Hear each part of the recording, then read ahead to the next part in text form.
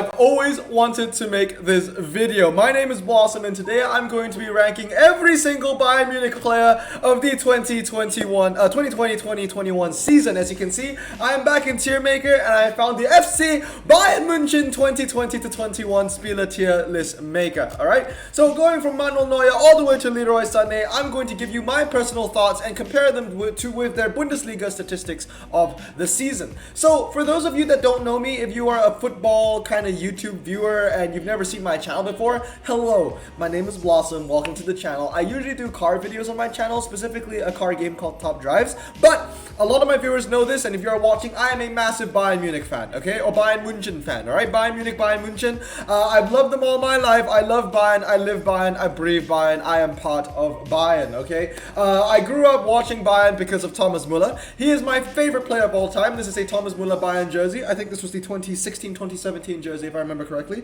And obviously this is a Bayern Thomas Muller scarf.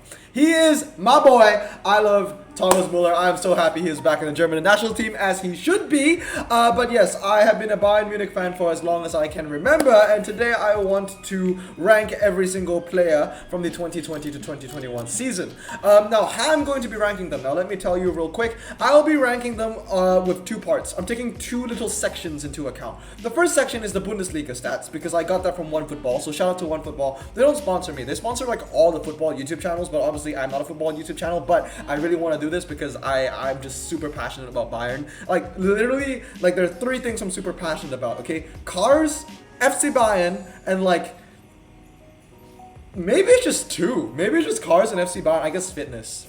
Yeah, fitness, FC Bayern, and cars. So I'm going to be ranking them into two parts. First one is the statistics that I get from OneFootball. These are Bayern statistics for the Bundesliga. So basically how many clean sheets the goalkeeper has, or how many goals, how many assists, all that kind of stuff. And then the second one, which I'm going to be weighting a bit more heavily, that is going to be what I see, my personal opinion. Because I say this, I've watched every single Bayern Munich Bundesliga game of the 2020-21 season, and I've watched every single Bayern Munich Champions League game of the 2020-21 season. I have not watched every DFB Pokal game. Ironically, I did not watch the game where we got eliminated from because I thought it was too easy and I didn't need to watch it. Evidently, that wasn't the case. I also didn't watch every Super League or whatever it's called, the World Cup, the Club World Cup, not Super League. Oh god, not Super League. I did not watch every Club World Cup match. I didn't watch the one against the Middle East team that we played, or was it Tigres? Was it Tigres or the Middle East? I can't remember. I just watched the game against Sevilla, and that was kind of boring, not gonna lie. But yeah, so I'm gonna be judging each player by taking two things into account. Basically, their stats, so you know I know what they've achieved, I guess, and then also based on, more importantly, what I've seen myself. So here are the ranks. So the highest rank I call RL9, Robert Lewandowski 9. I wanted to name it Lewandowski, but as you can see, if I put in Lewandowski, the I doesn't fit, and obviously I have OCD and that annoys me heavily, so I'm just gonna call it RL9. The second highest rank, I don't hear this word said often in the Bundesliga by the commentators, but I hear this all the time whenever I watch the Premier League. The second highest rank is scintillating, okay? Because all the commentators in the UK, they're always like, oh, he's in scintillating form. Oh, Manchester City is in scintillating form right now. Kevin De Bruyne, oh, he's just scintillating, you know, that kind of stuff.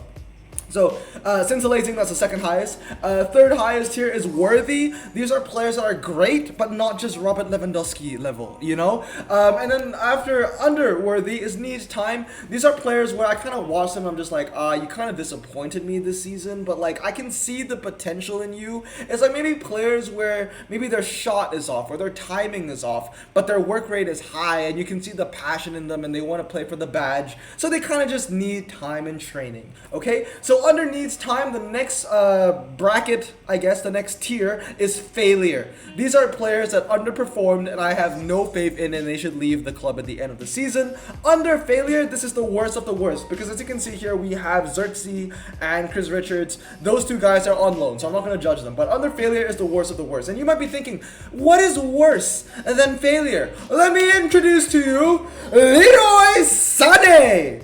Absolutely hate him. He had an atrocious season. I have no faith in Leroy Sané, and I want him out of the club. We lost We are out of the Champions League, not because Lewandowski was injured, but because Leroy Sané exists. I'll talk about him in a bit. But anyway, let us get into it, starting off with Manny Neuer. Manuel Neuer. Alright, so Manuel Neuer, he has 9 out of 33 clean sheets this season. That is the 4th most clean sheets in the Bundesliga. And some of his, 9 clean sheets isn't a lot out of 33. But some of the clean sheets came against teams like Gladbach, Leverkusen, and Leipzig.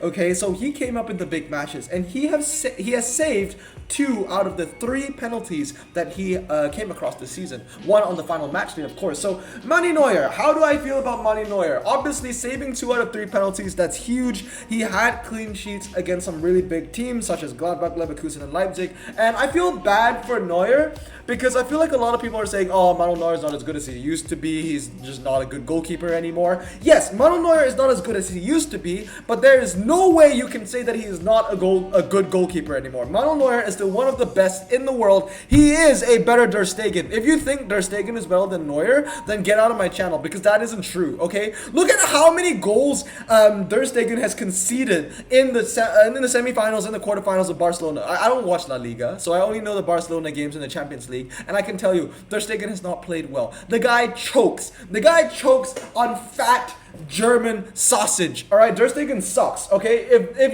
you don't want to say Neuer is the best goalkeeper in the world, I don't think he is. Then at least say that Oblak or Alisson, or Emerson are better than Neuer. Not Ter Stegen. Ter Stegen is not better than Neuer. But anyway, 9 clean sheets, some of it against really big teams. It's kind of hard to say that he's a bad goalkeeper, especially when you talk about the lack of clean sheets that he has. Because you have to remember, Bayern plays with a very, very high line. Okay, they are vulnerable to counterattacks. Everybody knows this. Bayern is super vulnerable to counterattacks, and with the high line, usually Manuel Neuer is put in a lot of one-of-one situations. Okay, he saved a lot. Manuel Neuer has saved a lot of one-of-one situations, but obviously, you know, that's the reason why he doesn't have a lot of clean sheets, is because we are very vulnerable to counterattack. We concede a lot. Bayern as a whole has conceded a lot this season, but we've also scored a lot. I think we've scored like 99 goals this season or something like that. It's absolutely insane. So Neuer, okay, I'm going to put him as worthy, okay, because he's amazing. He's not as good as he used to be, but I feel like some of the judgment that other football YouTube channels kind of put on Neuer is a bit too harsh, okay? He is still a fantastic goalkeeper. He is indeed worthy. Next up, we have Nubo. Nubo's only really played like, what, 1 game, I think? Yeah, Nubo's played 1 game. He's conceded 2 goals, and that was on the penultimate game day. I think it was against Freiburg. He didn't really impress me that much. I'm just going to say he needs time. He's not a failure. He's a new signing. He's only played 1 game, but from that 1 game against a mid-table team to concede 2 goals, it's a bit annoying. I think one of them was from a corner as well, so it wasn't even from a counter-attack. Next one is going to be Hoffman. He plays for FC Bayern too. There's not much I can say about it. He's not really a failure. He's just, I don't know what to do about Hoffman. Should I just put him on loan? Because he basically doesn't even play for the first team. He plays for the second team, and I think he's sat on the bench for us like once. Hoffman, I'm going to put you on loan. He's never really played a game for us. I can't really say he's a failure either, because he's never really played I guess in a way you can argue that he is a failure because he never made it to the first team. But I'm just going to put him on loan. He is on loan to FC Bayern too. Next up is the defenders. So first of all, let's talk about Boa Tang. Boa Tang, okay? He has played 29 games this season, and he has started every single one. His highlights is that he has 1 goal, 1 assist. He has 88% accuracy in his passing. He has won 62% of his tackles. He's had 40 interceptions and 62 clearances. Boa Tang, Boa Tang, Boa Tang. He deserves so much more praise than he gets. We talked about Neuer and how sometimes he gets roasted because he isn't good as he used to be. Boa Tang is like Neuer on steroids with the roasting. Everyone makes fun of Boa Tang, saying he is slow, saying he is old, saying he is not capable to be in the Bayern backline this season. Guess what, guys? Boa Tang has been the most consistent defender for Bayern this season. He has been fantastic. Hansi Flick brought out the best in Boa Tang, and this has been the hardest season for Boa Tang, and he has came back from that. Now I know what you're thinking. Why do you think I think that Boa Tang has had a really hard season? Well, this season, not only did he find out that he is not getting a new contract, and I'm pretty sure Boa Tang probably wanted to stay, but Bayern didn't want to give him a new contract, which is sad. I believe, and I really truly feel that Boa Tang deserves to stay longer than he has, but I'm not the one calling the shots. On top of this, okay, on top of all of that, he has to do with all the criticism saying that Boa Tang is still old, Boa Tang is still slow. He's not in the German national team, and I think it's just so annoying that Hummels and Muller got called up, but Boa Tang did not. Because Boa Tang had probably as good of a season as Muller. Okay, and that is coming from a Muller fan. I'm a diehard Muller fan. I think Muller is better than Cristiano Ronaldo and Messi because I think Muller's the GOAT. No one agrees with me on that. I get it. But Boa Tang has been fantastic. He has been rock solid, okay? He is older, yet his injuries has gone down. I trust Boa Tang. He has been fantastic. Not only that, personal reasons, right? I think it was like his ex-girlfriend died. Right? She died. So, Boa Tang had to handle a lot of shit this season. And he just went through it. He went through all of it. He went through all that abuse. He went through all that criticism. And I think he has had one of the best seasons, all right? It is unfortunate that this is his last season at Bayern. He deserves so much more and so much better. Boa Tang, my man, you were scintillating, okay? You were consistent. You were fantastic, rock solid. You played with passion. You played for the badge. You deserve to stay longer. And I think Hansi Flick agrees with me. And that's probably one of the reasons why he left, because he wasn't happy with kind of like the board and what the decisions they were making of the people they were bringing in and the people that they wanted to kick out. Boa Tang, fantastic. You are a FC Bayern Munich legend in my eyes. I love you. Anyway, next up is Alaba. Alaba has played 32 games. He started 30 of the games. His highlights, 2 goals, 3 assists, 86% passing. He's won 57% of his tackles, 43 interceptions, and 57 clearances. Alaba, I would say he's been worthy this season. He is not the level of Boa Tang. Trust me. Boa Tang is, chef's kiss. Okay. Alaba has been good this season. There was a kind of like Alaba, he's consistent, right? You can always get consistency from him. He will always come and play, and he will always play either decent or well. But then he had a small spell at the middle of the Bundesliga season, kind of in December, January, where he just wasn't as good. He seemed a little like the passion was gone. A little bit, like his work rate went down. He didn't run as fast. He didn't want the ball as much. And that was kind of when he was, I think, feeling that he was going to be leaving the club for Real Madrid. So because of that, I felt like the passion went away a little bit. But throughout the end of the season, that's where he really kind of stepped up. In the Champions League against PSG, he stepped up. So did Boa Tang, by the way, scintillating, that guy. But Alaba definitely had a decent season. One thing that I'm really sad about was, I think in the final game, I forgot who we played in the final game already, but the scoreline was 5-2. There was a free kick, right? Right outside the penalty box. And I really, really wanted Alaba to take it because, that was probably going to be Alaba's last chance at showing that he is a free kick maestro. Alaba takes amazing free kicks. So I really wanted him to take it, but Lewandowski took it. Obviously, Lewandowski was shooting for 41 goals, but I was just really sad. I really wish that Alaba took that free kick, and he did not. But I have to say that Alaba was a consistent player. Definitely, was solid at the back, but just not as good as Boa Tang. So worthy in my opinion. All right, next up we have Saar, Bruno Saar. He played 8 games. He started 5. I'm not going to talk too much about him. He's had 1 assist, 90% passing, 89% in tackles, 10 interceptions, 7 clearances. But I have to say that 4 out of the 5 of the games, he's only played like more than 50 minutes, right? So he's had 5 starts, 8 where he's played, but only 4 of those games from the 5 starts he has played more than 50 minutes, and every single game he has conceded 2 or more goals. Bruno Saar, in my opinion, he's been a bit of a failure. He's really disappointing. I know the stats. That's why I have to say that I'm judging the ratings based off 2 parts, right? The stats and my personal opinion based off what I've seen from watching every Bundesliga game. Because the stats for Bruno Saar looks amazing. 90% passing, 89% tackles. But then again, 4 out of the 5 games where he started, he has conceded 2 or more goals. So you know, the stats doesn't really tell the full tale. Bruno Saar, he's not very fast, not as fast as I thought he was going to be. His work rate is a little low. His timing is really bad. His tackling, you know, yeah, I get it. Once again, the stats. I remember when I looked at the stats on OneFootball, they said 89% tackles won. I was like, what? No way. You know, I feel like the chemistry that he has with the backline just isn't there.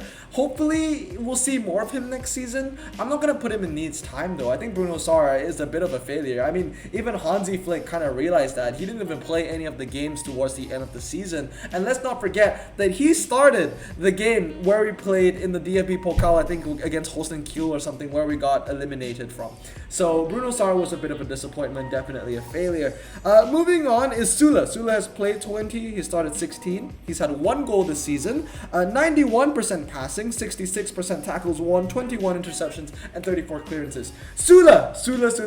Basically our tank, our backline tank, our beast. Honestly, he needs time. He was fantastic at the start of the season, but obviously injuries kind of destroyed the season for him because when it got to the midpoint of the season and the end of the season, we didn't really see much of Sula anymore. Sula was fantastic at the start. I remember at the start of the season, we had Boa Tang, we had Sula, and we were looking great. But because of the injuries, kind of knocked him down. He is definitely worthy as well, but I feel like this season, he just needs time. Overall, Sula is worthy, but for this season, he definitely needs more time. He just needs help with not getting injured so much. It's kind of ironic. Big man like him getting injured all the time. It's just, I don't, like even Boateng, you know, the old guy that gets all the criticism. He did not get any injuries this season, but Sula, the big Hulk, he did. So, a bit unfortunate with Sula. I think he can be amazing for Bayern. I think he can be great. But for now, for this season, I'm going to rank him as needs time. Next up is Hernandez. Hernandez has played 23. He's started 18. He has had 1 assist this season, 85% passing, 76% tackles, 19% interceptions, and 32 clearances. Hernandez has been fantastic. I think he's scintillating, okay? He is kind of like Boateng reincarnated, a younger Boateng. He's fast. He plays with passion. He runs with purpose, okay? I know he has a lot of yellow cards and he has committed a lot of fouls, but we need someone like that. We need someone that takes risks. And obviously Hernandez really hasn't gotten a lot of red cards this season anyway. I think Hernandez is honestly fantastic. I love seeing him play. He's like a little bulldog, you know? He plays with passion. He plays for the badge. He really loves this team. And I think his best game this season, Hernandez, was actually against PSG when we beat them 1-0. Yes, we got knocked out of the Champions League from that game, but Hernandez was amazing. He was playing that game injured as well. I think he had like an abdominal injury or abdominal pains. He played the full 90 and he played it like a champ. He played like a beast. I think it was from that PSG game where I really just, my respect for him multiplied by 100,000. Hernandez, you were fantastic this season. Rock solid, fantastic tackles, runs with purpose, definitely in scintillating form. Next up is Pavard. Pavard played 24. He started 22, 87% passing, 61% tackles, 48 interceptions, and 25 clearances. I think that he's worthy. Pavard, you know, he's really shot up in his career since the World Cup and since his move to Bayern. He had no like amazing goals this season, unfortunately. No goals, no assists. Everybody obviously wanted to see Pavard score a banger, and he's capable of doing that as well, but he has had no goals or assists in the Bundesliga this season. Though he is rock solid, you know, he's always been in the starting lineup. I always feel at ease and safe when Pavard is in the starting lineup. He's kind of like Fonzie, you know, he runs very fast, he plays on the wings, and he attacks a lot, and he really contributes more to the attack as well. Pavard has been amazing. I think he's worthy. He's definitely someone that I'm happy with. Next up is Fonzie. Alright, Fonzie was scintillating last season. Alright, no cap. Fonzie was scintillating. Even Robert Lewandowski level of ranks. But this season, he's kind of went down a bit, alright? He's worthy. Obviously, at the start of the season, I think it was against Frankfurt, he got that injury with his ligament. So I feel for him. But then again, he hasn't been as fast as he was that season. Like, we haven't seen as much of the road runner in Fonzie in 2020, 2021 than we did in 2019, 2020. That being said, obviously, you know, he's been out for injury for a while, and then he came back from injury, and obviously we don't want Fonzie to get injured again. So obviously maybe he wasn't playing at full capacity, so I understand that. Not many masterclass dribbles from Fonzie this season. And also, he's only had 1 goal and 2 assists. I get that he's playing a wingback position, but for Fonzie, I know that he is capable of assisting more and attacking more and scoring more as well. He's definitely worthy. Don't get me wrong. Fonzie didn't have a bad season, but it just wasn't as good of a season as it was the last. It's really hard though, to set that benchmark for yourself at such a young age, because Fonzie was amazing last season. He's still good this season, but just not the best in the backline. I would say the best would be Boa Tang and Hernandez. So anyway, last but not least, we have Nyanzo. Not much to say about him. He's played 6 games. He started none of them. He got that red card as well. He says 86% passing, which is pretty good. 33% tackles, 3 interceptions, 1 clearances. Honestly, he needs time. There's not much I can say about him. That 1 red card was, unlucky. It wasn't harsh. He did deserve the red card. It was unlucky though. But hopefully, he needs time. He'll get better and he'll be a main staple in the Bayern Munich backline in the future. But anyway, that's going to be it for defenders. Now we're going to move on to the midfield. So first of all, we have Javi Martinez. 19 games played, 4 starts. I was kind of sad that he didn't start in his final game. Obviously, he came on in the 60th minute, but I thought that, Alaba, Boa Tang, and Martinez were all going to start with Boa Tang and Alaba playing the full 90 and then Martinez maybe playing 60 minutes, something like that. But no, it was Alaba and Boa Tang that actually came off, and then Martinez came on in the 60th. He's had 0 goals, 0 assists. He created 1 chance, 1 key pass, and 89% passing. Honestly, it's ironic because I'm going to put him in needs time, but he doesn't have any more time. I'm going to say needs time / average. I think that's what I need to do. Because, I can't say much about Javi. He's been fantastic for Bayern, but this season he hasn't played much. Obviously he was at the twilight of his Bayern Munich career. He knew that. He was on the bench a lot, but whenever he came on, we could always rely on Javi. He is slow, though. He is slower than he was in the past, and he's already pretty slow. But, his experience that he brings to the table is unmatched, and I always appreciate that. But at the end of the day, there are better options than Javi Martinez. I respect him. He's been a great player at Bayern, but obviously it's time to move on for him. Not for Boa Tang, though. Not time to move on for Boa Tang. Boa Tang is amazing. I don't want Boa Tang to leave, man. I just don't want Boa Tang to leave. The fact that he was crying when he got subbed off, just the passion that he has for this club. We need players like Boa Tang. I can go on and on about it. Anyway, next up is obviously my favorite player of all time, Thomas Muller. The main reason why I'm a fan of Bayern is because of Muller. I remember watching Muller in 2010 in the World Cup in South Africa, and he was my favorite player of the tournament. And because of that, I followed Muller, and obviously I found out what team he played for, FC Bayern. And ever since, I've been a Bayern fan. I love you, Muller. Muller, he's played 32 games. He started 31 of them.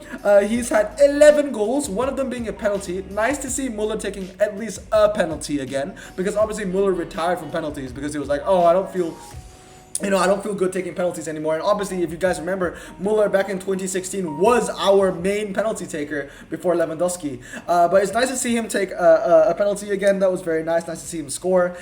He's also had 18 assists, which is the most assists in Europe's top 5 leagues, and obviously the most assists from a single player in the Bundesliga. So absolutely fantastic. Not the 21 that we had last season, but still, 18. Obviously, he's had chances created, 111.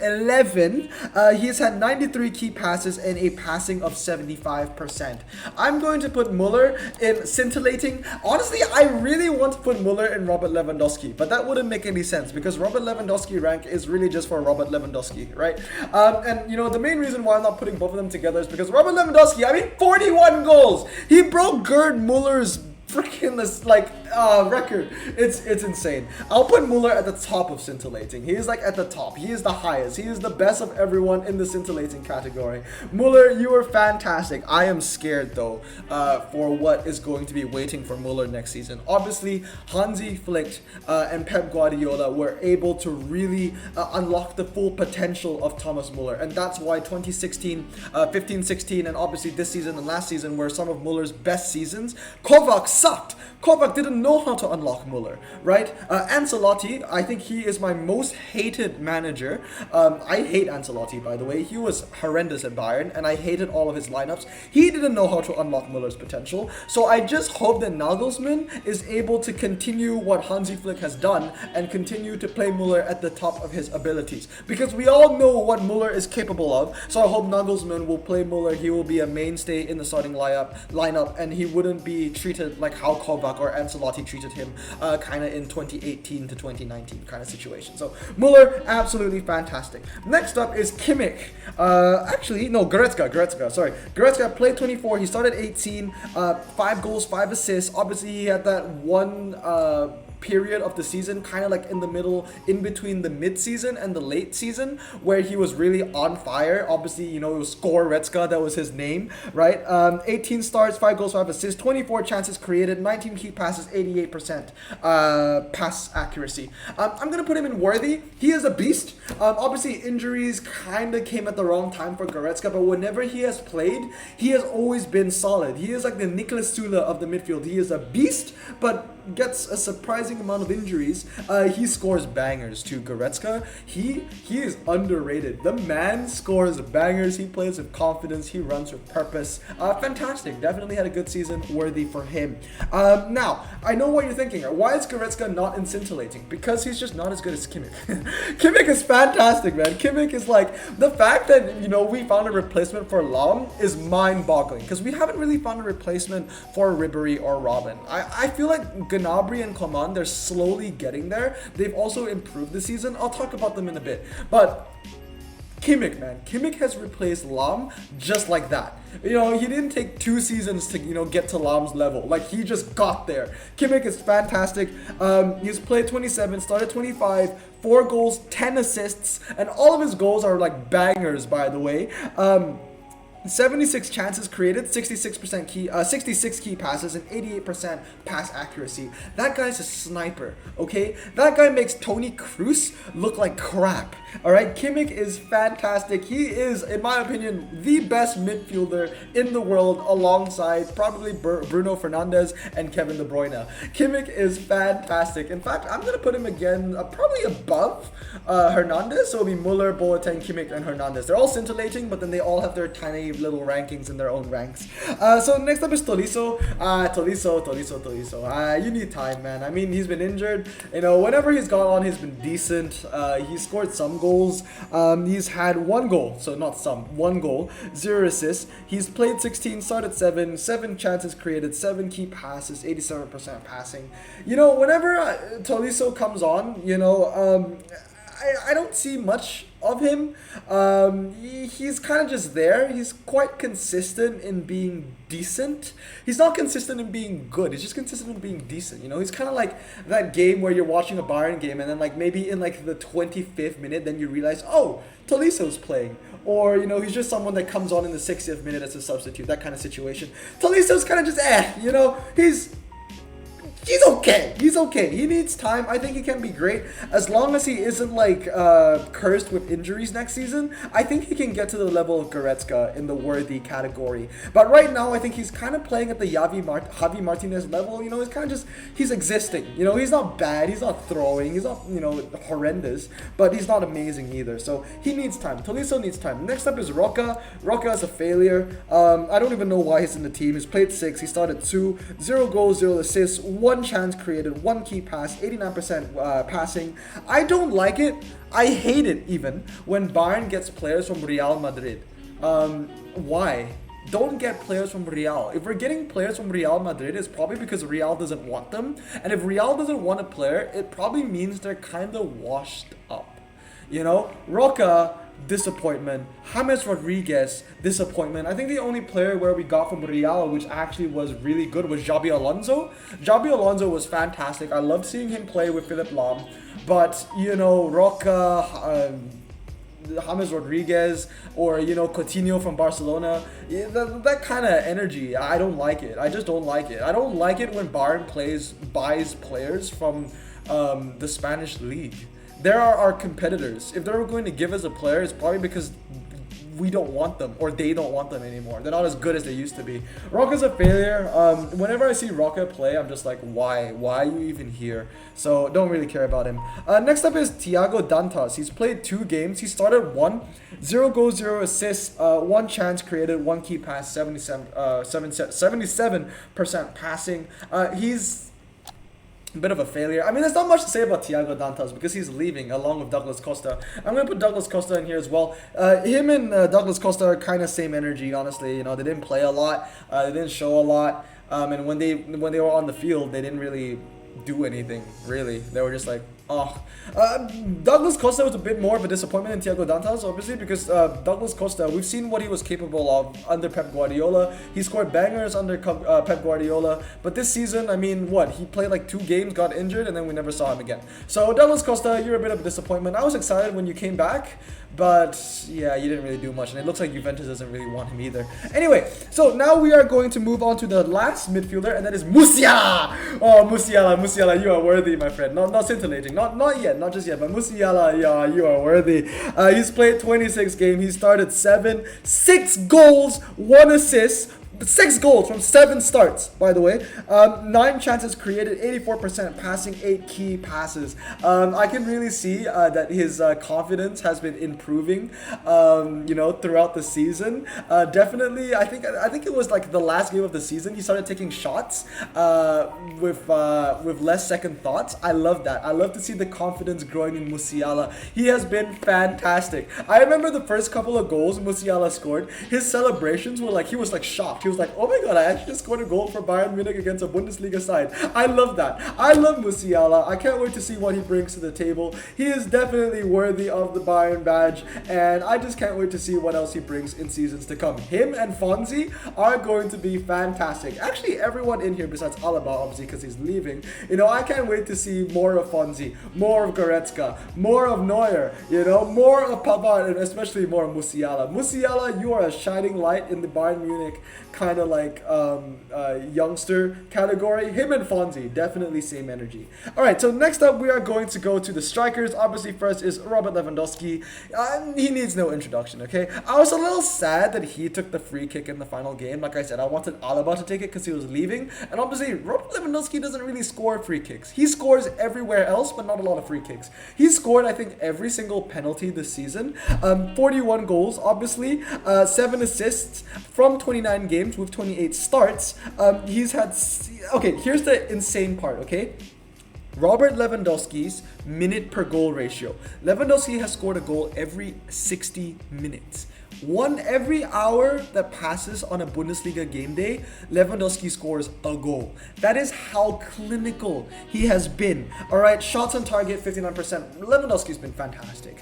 He's also, you know, he's missed a lot of chances as well. Like, there have been some games where he would just shoot and shoot and shoot and shoot, and he would just miss and miss and miss and miss. But then at the end of the day, he would always at least get 1 goal, no matter what. And when Lewandowski is on fire, he scores a hat trick. He scores 2 goals. He scores like a Rabona. He scores like a scissor kick, all that kind of stuff. But Robert Lewandowski is fantastic. When he is not on fire, he scores 1 goal. When he is on fire, he scores a brace. He scores a hat trick. That just shows the level of Robert Lewandowski. When he's not playing well, he still scores at least 1 goal. Robert Lewandowski, you are a god. You deserve your own rank. You have been fantastic. Thank you for saving our season. But obviously, Robert Lewandowski wouldn't be anything without Muller. Muller with 18 assists, most of them going to Robert Lewandowski. I mean, those two are just absolutely fantastic. Next up, we have Chupa Moting. All right, Moting. Played 22 games. He started 8. He's had 3 goals, 0 assists in the Bundesliga, 3 goals in the Champions League, 267 minutes per goal, and 67% shot on target. I gotta say, Chupa Moting is worthy, okay? A lot of respect for Chupa Moting. Everyone, including me, kind of saw Chupa Moting as a meme signing. This is a guy that played for Stoke City, for crying out loud, and was an unused substitute on the bench for PSG.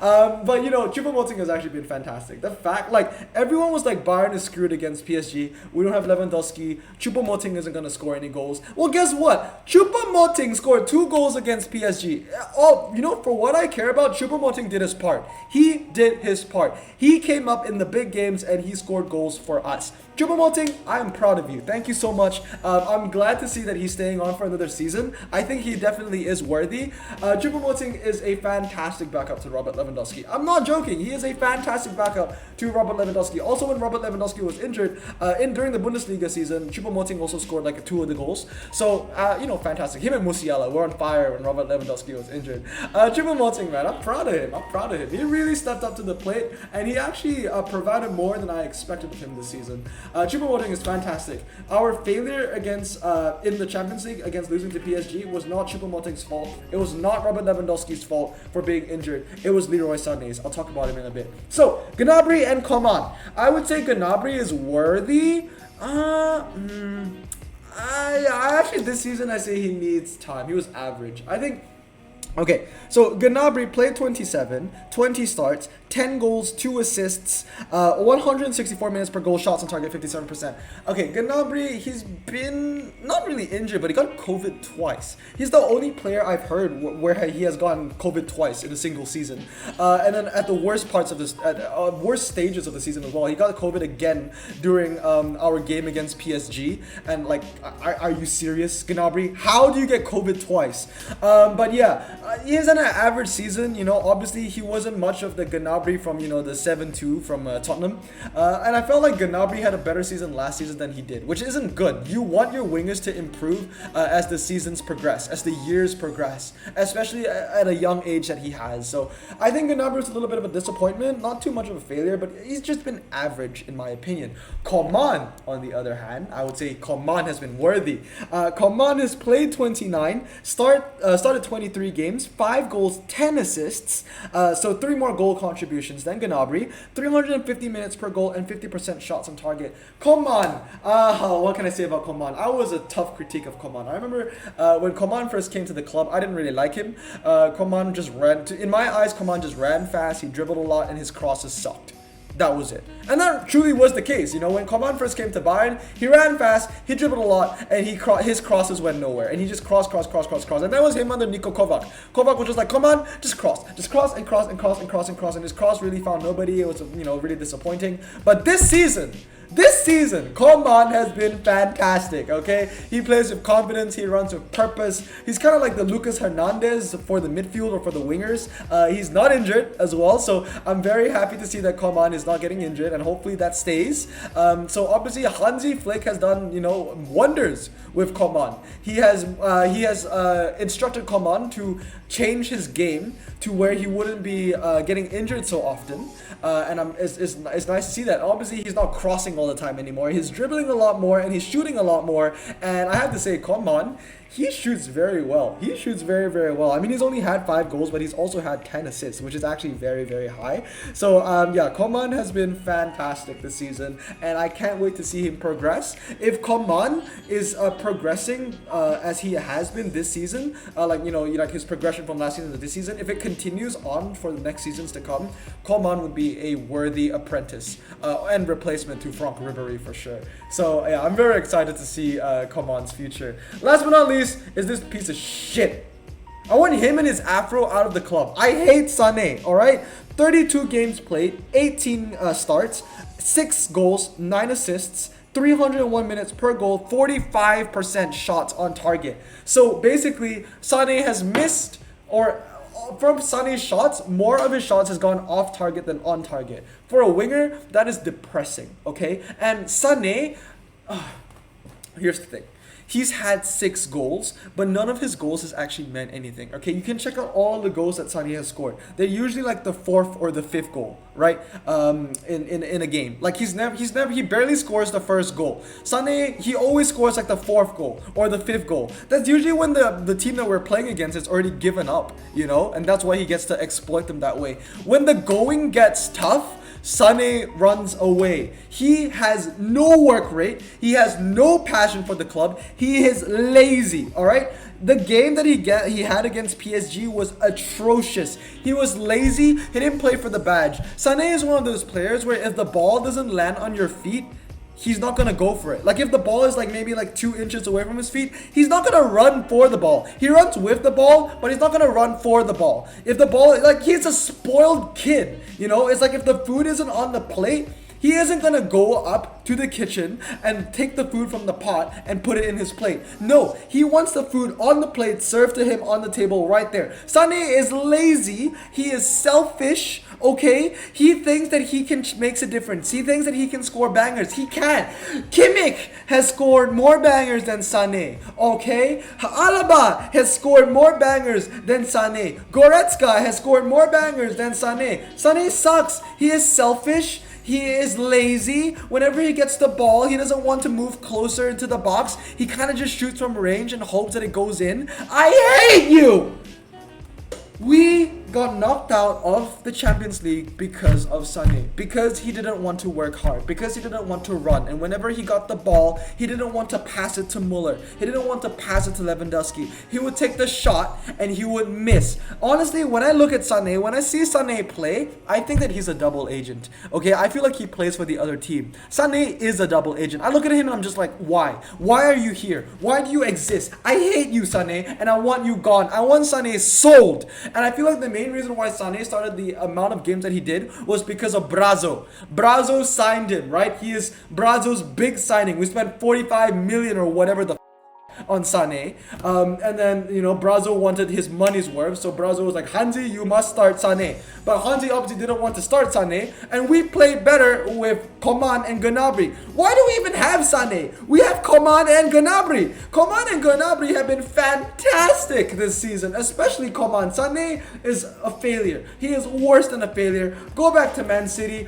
In fact, I heard that Man City didn't even really want Sané, and Bayern doesn't want Sané either. You know what? Sané is the worst signing we've had since Renato Sanchez. Yes, I've gone there. I hate him. Anyway, that is going to be my ranking for Bayern Munich this season, 2020-2021. We did win the Bundesliga, knocked out the Champions League and the DFB Pokal. So would I consider this to be a successful season? Not really. It really wasn't. But we did get, 41 goals from Lewandowski, record breaking. Muller was fantastic. Boa Tang fantastic. But yeah, let me know what you think of this video. This is going to be a long video because I'm very passionate about Bayern. There's a lot that I want to say. There's a lot that I wanted to say that I didn't even say in this video because I don't want this video to be too long. But that is going to be my tier list for Bayern Munich this season. Let me know what you think down in the comments below. Remember, stay safe, wash your hands, and blossom out. Peace.